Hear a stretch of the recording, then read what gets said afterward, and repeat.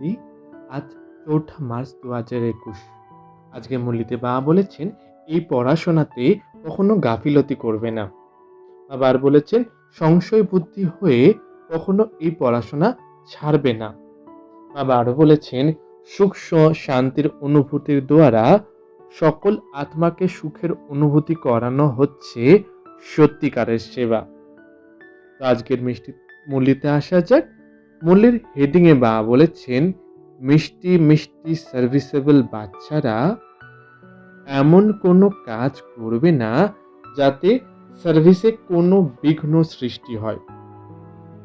প্রশ্নে বাবা জিজ্ঞাসা করেছেন, সঙ্গম যুগে বাচ্চারা তোমাদের একেবারে সঠিক হতে হবে। এইরূপ সঠিক কারা হতে পারবে?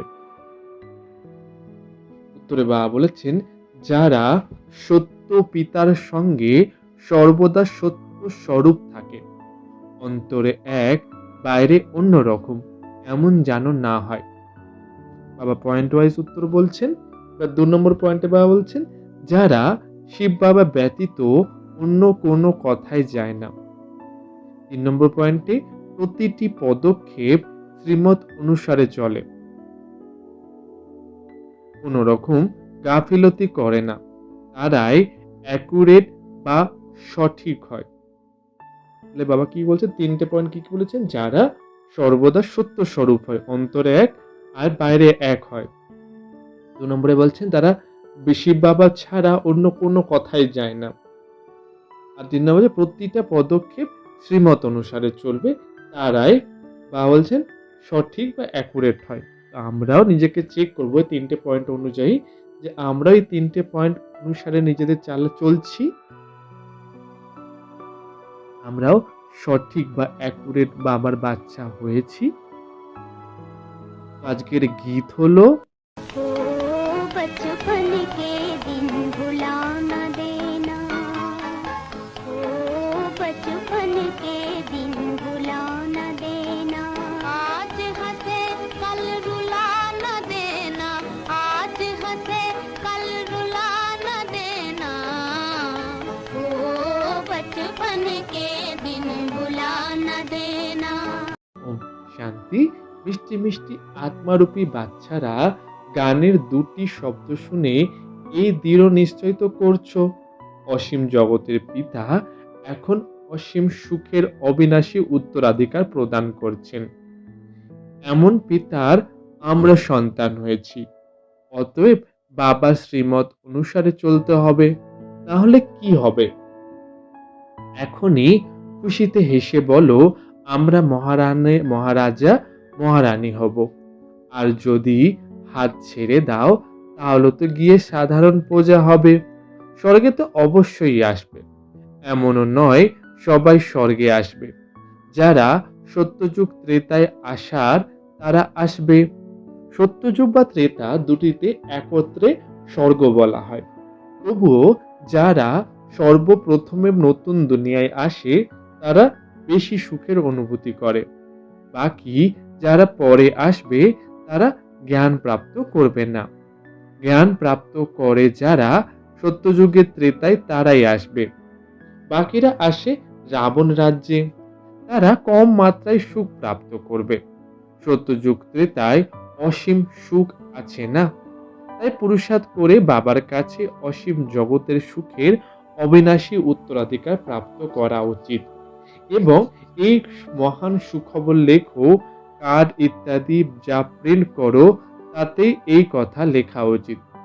উঁচু থেকে উঁচু অসীম জগতের পিতা প্রদত্ত সুখবর প্রদর্শনীতে তোমরা দেখাও নতুন দুনিয়া কিভাবে স্থাপন হয়। অতএব এই কথা ক্লিয়ার এবং বড় অক্ষরে লেখা থাকা উচিত। অসীম জগতের পিতা, জ্ঞানের সাগর, পতিত পাবন সদ্গতি দাতা, গীতার ভগবান হলেন শিব।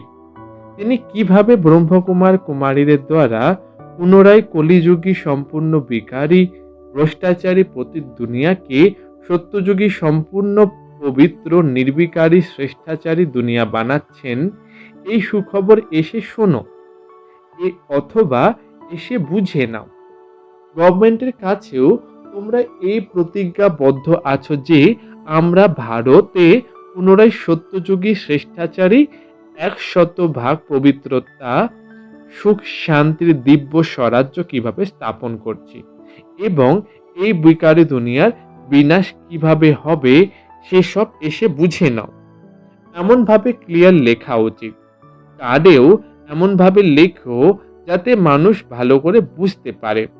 প্রজাপিতা ব্রহ্মা কুমার কুমারীরা কল্পে পূর্বের মতন ড্রামা প্ল্যান অনুযায়ী পরমপিতা পরমাত্মা শিবের শ্রীমত অনুসারে সহজ রাজ্য এবং পবিত্রতার শক্তির দ্বারা নিজের তন মন ধন দিয়ে ভারতকে এমন শ্রেষ্টাচারী পবিত্র করছে কিভাবে এসে সে কথা বুঝে নাও। ক্লিয়ার করে কার্ডে ছাপানো উচিত যাতে সবাই বুঝতে পারে এই বিকেরা শিব বাবার মত অনুযায়ী রাম রাজ্য স্থাপন করছে। গান্ধী যা চেয়েছিলেন খবরের কাগজে এইরূপ নিমন্ত্রণ দিয়ে দাও। এই কথা অবশ্যই বোঝাতে হবে যে প্রজাপিতা ব্রহ্মা কুমার কুমারীরা নিজের তন মন ধন দিয়ে এই কাজ করছে, যাতে মানুষ এমন না ভাবে এরা দান বা ডোনেশন ইত্যাদি চাইছে। এখানে তোমরা বলো আমরা বিকেরা নিজের তন মন ধন দ্বারা করি। তারা নিজেরা স্বরাজ্য নিচ্ছে, অতএব নিজেরাই খরচা করবে। যারা পরিশ্রম করে তারাই 21 জন্মের অবিনাশী উত্তরাধিকার প্রাপ্ত করে। ভারতবাসীরাই 21 জন্মের জন্য শ্রেষ্ঠাচারী ডবল মুকুটধারী হয়। এই লক্ষ্মীনারায়ণ হলেন ডবল মুকুটধারী, তাই না? এখন তো কোনো মুকুট নেই, অতএব এই কথাটি ভালোভাবে বোঝাতে হয়। বাবা বোঝান এমন করে লেখো যাতে অজ্ঞানী মানুষ জানতে পারে যে বিকেরা কি কাজ করছে। ধনীদের আওয়াজ হলে তবে গরিবদের কাজ শোনা যায়, না হলে তো গরিবদের কথা কেউ শোনে না। ধনীদের আওয়াজ শোনা হয়। তোমরা প্রমাণ করে বলো যে আমরা বিশেষভাবে ভারতকে স্বর্গে পরিণত করি, বাকি সবাইকে শান্তিধামে পাঠিয়ে দেওয়া হবে। এমন করে বোঝাতে হবে। ভারত 5000 বছর পূর্বে এমন স্বর্গ ছিল। এখন তো হয়েছে কলিযুগ, ওই যুগ তো সত্য যুগ ছিল। এখন বলো সত্য যুগে কতজন মানুষ ছিল? এখন কলিযুগের শেষ সময়। এই হলো সেই মহাভারতের মহাভারী লড়াই। অন্য কোনো সময়ে এমন কঠিন লড়াই লাগেনি। এই থার্ড ওয়ার্ল্ড ওয়ার শেষ হয়েছে, ট্রায়াল করা হয়। এমন তো অটোমেটিক বোমা বানানো হয়। কারো কথা শোনে না। তারা বলে যে বোমা তৈরি করা হয়েছে, এসব সমুদ্রে ঢেলে দাও, তাহলে আমরাও আর বানাবো না। তোমরা রাখবে আর আমরা বানাবো না, তা কি করে হয়? কিন্তু তোমরা বাচ্চারা জানো এই সব হলো ভবিতব্য। যত বোঝাও বুঝবে না। বিনাশ না হলে রাজত্ব করবে কিভাবে? বাচ্চারা তোমাদের দৃঢ় নিশ্চয় তো আছে, তাই না? যারা সংশয় বুদ্ধি তারা পলাতক হয়ে যায়। বাবার সন্তান হয়ে পলাতক হবে না। তোমাদের তো স্মরণ করতে হবে শিব বাবাকে। অন্য কোনো কথায় কি লাভ? সত্য পিতার সঙ্গে সত্য স্বরূপ হয়ে থাকতে হবে। অন্তরে এক বাইরে আর এক হয়ে থাকলে নিজের পথ ভ্রষ্ট করবে, নিজেরাই ক্ষতি করবে। কল্পান্তরের জন্য কখনো উঁচু পদ মর্যাদা প্রাপ্ত করতে পারবে না। তাই এই সময় খুব সঠিক হতে হবে, কোনো রকম গাফিলতি করবে না। যতখানি সম্ভব শ্রীমত অনুযায়ী থাকতে হবে। নিরন্তর স্মরণেতে শেষে থাকবে। একমাত্র বাবা ব্যতীত অন্য কেউ যেন স্মরণে না থাকে। বলা হয় অন্তিমকালে যে স্ত্রীকে স্মরণ করে, যার প্রতি মোহ থাকবে, তার কথাই স্মরণে থাকবে। ভবিষ্যতে তোমরা যত কাছে আসতে থাকবে, সাক্ষাৎকার হতে থাকবে, বাবা সবাইকে দেখাবেন তোমরা এমন কাজ করছো শুরুতেও তোমরা সাক্ষাৎকার করেছো। যারা দণ্ড ভোগ করছে তারা খুব আর্তনাদ করেছে। বাবা বলেন, তোমাদের দেখাবার জন্য এদের 100 গুণ দণ্ড বা সাজা কেটে দেওয়া হয়েছে। সুতরাং এমন কোনো কাজ করবে না যাতে বাবার সার্ভিসে বিঘ্ন সৃষ্টি হয়। শেষে তোমাদের সব সাক্ষাৎকার হবে। এমন ভাবে বাবার সার্ভিসে তোমরা বিঘ্ন সৃষ্টি করে অনেক ক্ষতি করেছো। আসরিক সম্প্রদায়, তাই না? যারা বিঘ্ন সৃষ্টি করেছে তারা অনেক দণ্ড ভোগ করবে। শিব বাবার বিশাল দরবার আছে, রাইট হ্যান্ডে ধর্মরাজও আছেন। ওইসব হলো দৈহিক জগতের সাজা। এখানে তো 21 জন্মের প্রতিটি কথাই বাবা বোঝাতে থাকেন। সুতরাং এমন কেউ যেন না বলে যে আমার জানা ছিল না। তাই বাবা সব রকমের সাবধান বাণী দিয়েছেন। দেখেন যে প্রতিটি সেন্টারে অনেকে পলাতক হয়ে যায়, বিরক্ত করে, বিকারগ্রস্ত হয়। স্কুলে তো পুরোপুরি পড়াশোনা করা উচিত, না হলে কি পদ পাবে? পদ মর্যাদায় অনেক তফাৎ হয়ে যায়। যেমন এখানে দুঃখ ধামে কেউ প্রেসিডেন্ট, কেউ ধনী, কেউ গরিব, ঠিক সেই রকমই সেখানেও সুখ ধামেও পদ মর্যাদা তো নম্বর অনুযায়ী হবে। যে বাচ্চারা রয়্যাল বুদ্ধিমান হবে তারা বাবার কাছে সম্পূর্ণ অবিনাশী উত্তরাধিকার প্রাপ্ত করার চেষ্টা করবে। এ হলো মায়ার বক্সিং, তাই না? মায়া খুব প্রবল, তাই হার জিত হতেই থাকে। অনেকে আসে, পরে পলাতক হয়ে যায়, চলতে চলতে ফেল হয়ে যায়। অনেকে বলে যে এটা কি করে সম্ভব? এই কথা তো কখনোই শুনিনি। গৃহস্থের থেকে পবিত্র থাকা যায়। আর এই ভগবানুবাজ হলো কাম মহাশত্রু। গীতাতেও এই শব্দ আছে। দিব্য গুণধারী মানুষ এবং কলিযুগে আছে আসরিক গুণের মানুষ।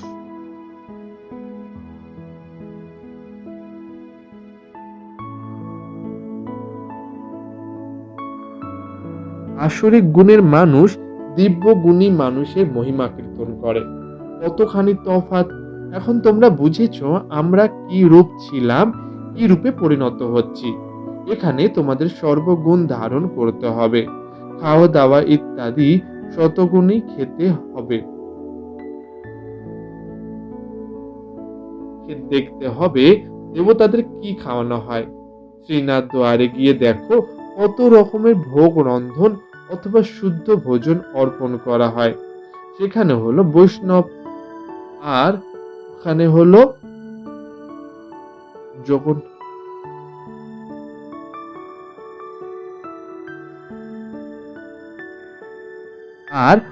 জগন্নাথপুরীতে দেখো কি পাওয়া যায়, চাল। সেখানে আছে বাম মার্গের অনেক অপবিত্র চিত্র। যখন রাজত্ব ছিল তখন 36 প্রকারের ভোজন প্রাপ্ত হয়। সুতরাং শ্রীনাথ দ্বারে অনেক ভোজন রন্ধন হয়। পুরী এবং শ্রীনাথ দ্বারে হলো আলাদা আলাদা। পুরীর মন্দিরে অনেক অপবিত্র চিত্র আছে দেবতাদের ড্রেসে, তাই ভোগ অর্পণ হয় বিশেষত চালে, তাতে ঘি দেওয়াও হয় না। এই তফাৎ দেখানো হয়। ভারত কি ছিল, তারপরে কি হয়েছে, এখন তো দেখো কি অবস্থা হয়েছে। পুরোপুরি অন্যটুকুও মেলে না। তাদের প্ল্যান এবং শিব বাবার প্ল্যানে রাত দিনের অন্তর। তাদের সব প্ল্যান মাটিতে মিশে যাবে। ন্যাচারাল ক্যালামিটিস হবে। আনাজপত্র কিছুই পাওয়া যাবে না। কোথাও অতিবৃষ্টি হয়, কোথাও হয় অনাবৃষ্টি, খুব ক্ষতি হয়। এই সময় তত্ত্ব হলো তমপ্রধান, ফলে বৃষ্টিপাতের কোনো নির্দিষ্ট সময় নেই। ঝড় তুফান সবই তমপ্রধান। সূর্যের তাপও এতই বেশি যে বলার কিছু নেই। এই ন্যাচারাল ক্যালামিটিস ড্রামাতে পূর্ব নির্ধারিত আছে। তাদের বলা হলো বিনাশকালে বিপরীত বুদ্ধি। তোমাদের হলো বাবার সঙ্গে প্রীত বুদ্ধি। অজ্ঞানকালে সৎ সন্তানদের ওপর মা বাবার ভালোবাসা থাকে। তাই বাবা বলেন নম্বর অনুযায়ী পুরুষার্থ অনুসারে স্মরণ স্নেহ। যত সার্ভিস করবে সেবা তো করতে হবে, তাই না? বিশেষভাবে ভারতের সাধারণভাবে দুনিয়ার ভারতকে স্বর্গ বানাতে হবে, বাকি সবাইকে পাঠিয়ে দেওয়া হবে শান্তিধাম। ভারতকে স্বর্গের উত্তরাধিকার প্রদান করা হলো, বাকিরা সবাই মুক্তির উত্তরাধিকার প্রাপ্ত করে। সবাই চলে যাবে, আর্তনাদের পরে জয় জয়কার হবে, অনেকে হাহাকার হবে। এই খেলাটি হলো রক্ত রঞ্জিত খেলা। ন্যাচারাল ক্যালামিটিজও আসবে, মৃত্যু তো সবারই হবে। বাবা বাচ্চাদের বোঝানো, পুরোপুরি পুরুষার্থ করো। বাবার সঙ্গে সর্বদা আজ্ঞাকারী, সৎ হতে হবে, সার্ভিসেবল হতে হবে। যারা কল্প পূর্বে যেমন সেবা করেছে তাদের সাক্ষাৎকার হবে। তোমরা সাক্ষী হয়ে দেখতে থাকবে। তোমরা এখন স্বদর্শন চক্রধারী হয়েছ। সর্বদা বুদ্ধিতে স্বদর্শন চক্র আবর্তিত হওয়া উচিত। আমরা 84 বার এমন এমন জন্মগ্রহণ করেছি, এখন আমরা ঘরে ফিরে যাই। বাবা যেন স্মরণে থাকে, ঘরও স্মরণে থাকে, সত্য যুগও যেন স্মরণে থাকে। সারাদিন বুদ্ধিতে এই চিন্তন করতে থাকতে হবে। এখন আমরা বিশ্বের মহারাজকুমার হব। আমরা শ্রী লক্ষ্মী আর শ্রী নারায়ণ হব। নেশায় বুদ্ধি হওয়া উচিত, নেশায় বৃদ্ধি হওয়া উচিত। বাবার নেশা থাকে। বাবা রোজ দিন এই লক্ষ্মীনারায়ণের চিত্র দেখেন, অন্তরে নেশা থাকে, তাই না? আমরা আগামীকাল গৃহে এরকম শ্রীকৃষ্ণ স্বরূপ ধারণ করব। তারপরে স্বয়ংবরের পরে শ্রী লক্ষ্মীনারায়ণ হব। উত্তম, তোমরাও তো হবে, তাই না? এই হলো রাজযোগ, প্রজাযোগ নয়। আত্মারা পুনরায় নিজ রাজ্য ভাগ্য প্রাপ্ত করে। বাচ্চারা রাজত্ব করে হারিয়েছিলে,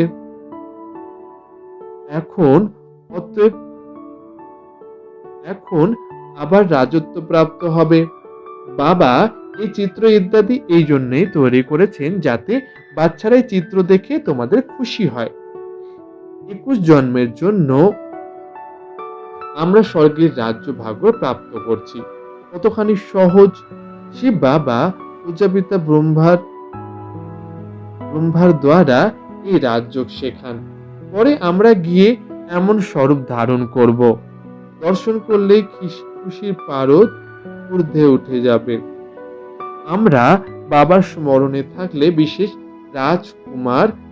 রাজকুমার হব। খুশির অনুভূতি হওয়া উচিত। আমিও পড়া করছি, তোমরাও করছো। এই পড়াশোনার পরে আমরা গিয়ে এমন স্বরূপে পরিণত হব। সম্পূর্ণটা নির্ভর করে পড়াশোনার উপরে।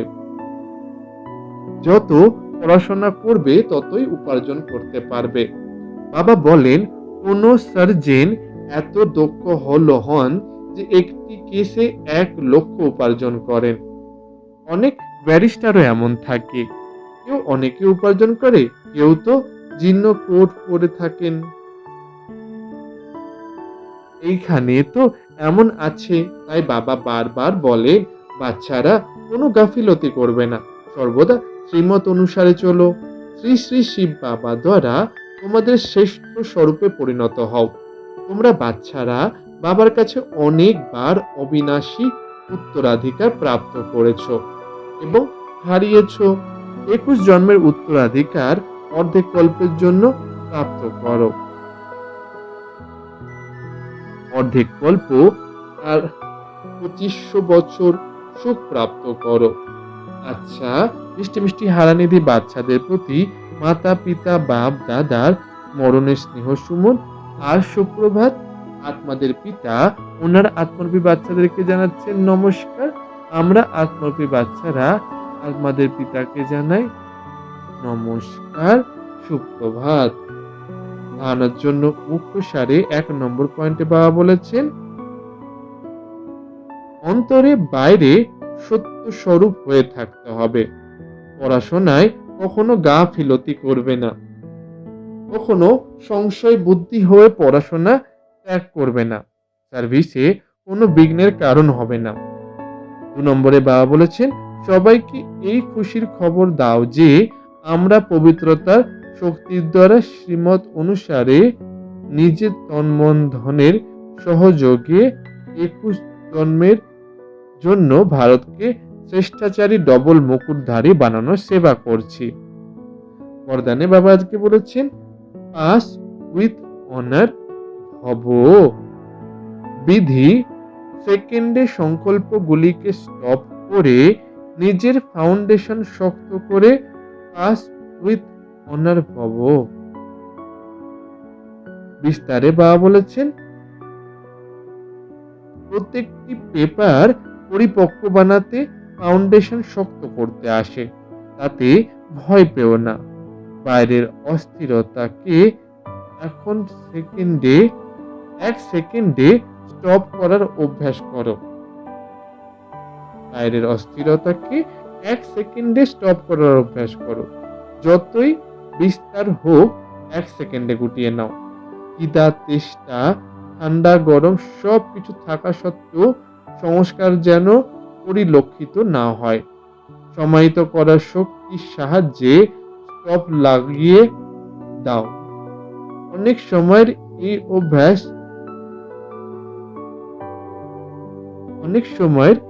এই অভ্যাস পাস উইথ অনার বানিয়ে দেবে। আজকে স্লোগানে বাবা বলেছেন, নিজের সুখ শান্তির ভাইব্রেশন দিয়ে লোকেদের সুখ শান্তির অনুভূতি করানোই হলো প্রকৃত সেবা। নিজের সুখ শান্তির ভাইব্রেশন দিয়ে লোকেদের সুখ শান্তির অনুভূতি করানোই হলো প্রকৃত সেবা। আচ্ছা, ওম শান্তি।